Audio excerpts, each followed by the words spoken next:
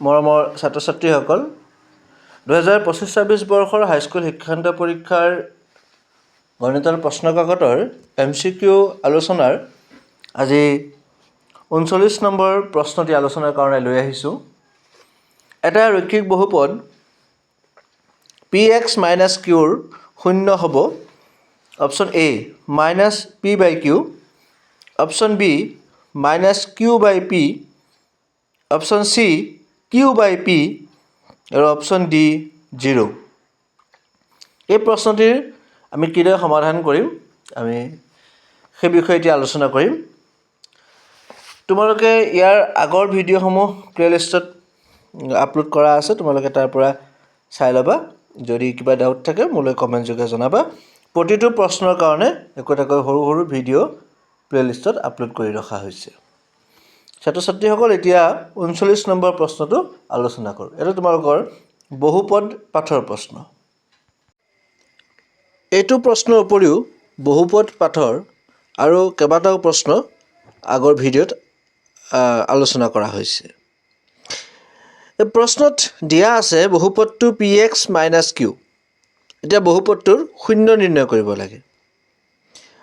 এতেকে px - q মানটো যদি আমি শূন্য ধৰি লওঁ তেন্তে px = q হ'ব, মানে -qটো সমান চিহ্ন আনফালে গ'লে +q হ'ল।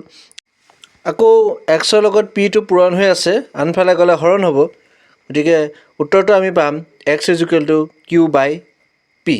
গতিকে এই বহুপদটোৰ শূন্য হ'ব q/p। আমি ইয়াৰ সত্যাপন কৰি চাব পাৰোঁ। কিদৰে কৰিম?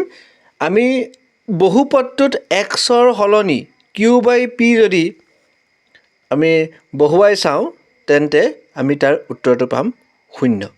গতিকে প্ৰশ্নত দিয়া বহুপদ px - qৰ শূন্য হ'ব q/p। গতিকে শুদ্ধ অপশ্যনটো হ'ব অপশ্যন C q/p। ছাত্ৰ ছাত্ৰীসকল তোমালোকে নিশ্চয় এই প্ৰশ্নটি কিদৰে কৰিব লাগে সেয়া বুজি পাইছা। মই কৈছোঁৱেই বহুপদ পাঠৰ কেইবাটাও প্ৰশ্ন আমি আগৰ ভিডিঅ'ত আপলোড কৰি আহিছোঁ। তোমালোকে গৈ সেই ভিডিঅ'সমূহ চালে নিশ্চয় এই ধৰণৰ প্ৰশ্নবিলাকত ওপৰত যদি তোমালোকৰ কিবা ডাউট আছে সেইখিনি নিশ্চয় ক্লিয়াৰ হৈ যাব। যদি তোমালোকৰ ডাউট ক্লিয়াৰ হোৱাত কিবা অসুবিধা হয় তেন্তে মোলৈ কমেণ্ট কৰিবা। মই তোমালোকক ভালদৰে বুজাই দিবলৈ পুনৰ যত্ন কৰিম। তোমালোকৰ কাৰণে 40 নম্বৰ প্ৰশ্নটো হোমৱৰ্ক হিচাপে আগবঢ়াইছোঁ। এই প্ৰশ্নটিৰ উত্তৰ তোমালোকে ঘৰত কৰিবলৈ যত্ন কৰিবা। এইটো দ্বিঘাত সমীকৰণ পাঠৰ প্ৰশ্ন। আমি পৰৱৰ্তী ভিডিঅ'ত এই প্ৰশ্নটিৰ সমাধান লৈ আহিম।